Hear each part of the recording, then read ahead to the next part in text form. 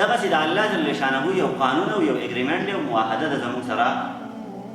چې الله جل شانه زموږ سره کړې ده او موږ د الله جل شانه سره کړې ده چې خدای دا اګریمنټ شو په دې باندې به بس د زندګي خپله تېروم په دنیا کې او الله جل شانه راته دا وفرمایل چې تاسو کله په دې باندې زندګي تېروئ نو په تاسو باندې به زما انعامات کېږي زه به په تاسو باندې خپل احسانات کومه ستاسو په زندګۍ کې ستاسو په مال او په اولاد کې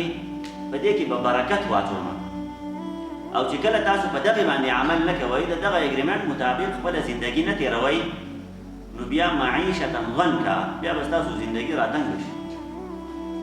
معیشت به م راتنګ شي مونږ وایو لکه د پاکستان معیشت ډېر ګډوډ دی نو دا د څه د وجې نه ګډوډ دی دا خو الله جل شانه فرمایلی دي چې کله تاسو د الله جل شانه د احکاماتو نافرماني وکئ نو الله جل شانه به ستاسو معیشت او ستاسو زندګي به لنډه تنګه کړي تاسو ته چې د زندګۍ د تېرولو کوم اسباب مهیا شوي دي هغه به لنډ تنګ کړي الله جل شانه په ځان پسې بهاریان شي چې اوس په څه طریقه باندې مونږ د دې حالاتو نه ځان وباسو نو که مونږ په دې خپلو حالاتو باندې سوچ وکړو د دې خپل ملک په حالاتو باندې سوچ وکړو نو زمونږ حالات هم دقې ته وررسېدلي دي چې د الله جل شانه بېحده نافرماني هم کړې ده او د هغې په بدله کې الله جل شانه په مونږ باندې قسمه قسم عذابونه مسلط کړي دي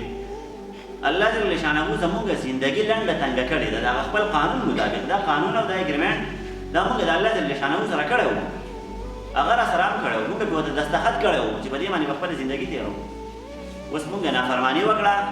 د هغې خلاف ورزي هم وکړله نو د دغې وجې نه الله جل شانه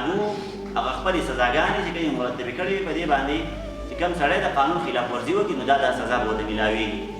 نو یوه سزا خو دا ده چې الله جل شانه فرمایي چې بس زندګي به لنډه تنګه شي پخوا زمانه کې که تاسو وګورئ د خلکو به ډېر عمرونه وو ډېر غټ غټ عمرونه به او خلک ډېر زیات مالدار وو ډېره زیاته فراخي وه د خلکو زړونه چې کوم وو هغه مالامال خلک مستغني وو د هر څه نه د چا په زړه کې څه هرس نه و پروت لکه دا کول غواړي دا کول غواړي دنیاوي توګه باندې اخروي هرس خو پکار دی اوس هم پکار دی او مخکې هم پکار او د هر یو مسلمان په زړه کې پکار دی چې یاره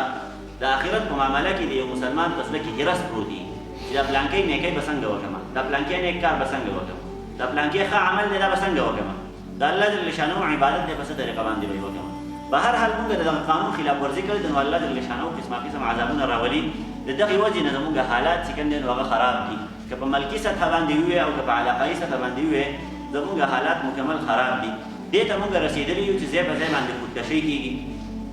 ځای په ځای باندې د ولږې او د تندې د یارې نه خلک خپل بچي قتلوي خپل بچي مړه کوي دا ولې هلکه د دې وجې نه چې بس دې له به سبا له رزق څوک ورکوي د دې وجې نه قسمه قسم خلک غیر مذهبه خلک قسمه قسم پروپیګنډې کوي نو دغه خلکو دا منصوبه راویستله چې بچي کم راوړی لکه سبا له به رزق نشئ ورکولی په دنیا کې به رش جوړ کوي دا دنیا خو ډېره زیاته وړه ده تنګي به راشي رش به ساز شي نو دا انسانان دې ته بیا رزق څوک پوره کوي حالانکه ته ته پته نشته دی چې دغه وعده خو الله جل شانه کړې ده او دغه وعده الله جل شانه په څه شرایطو باندې منحصره کړې ده چې په دې شرایطو باندې زندګي تېرېدو بس ټیک ده هر څه به پراخی په هر څه کې به وسعت وي په زندګۍ کې به وسعت پراختیا به وي په مال او دولت کې به پراختیا وي په اولاد کې به پراختیا وي ستا په وخت کې به پراختیا وي وسعت به وي خو چې کله په دغې باندې زندګي نه تېروي نو مثال یې زمونږ دی چې بس مونږ د هغې لنډ مثال یو اسان چې الله جل شانه قسمه قسم امتحانات راولي د دغې په بدله کې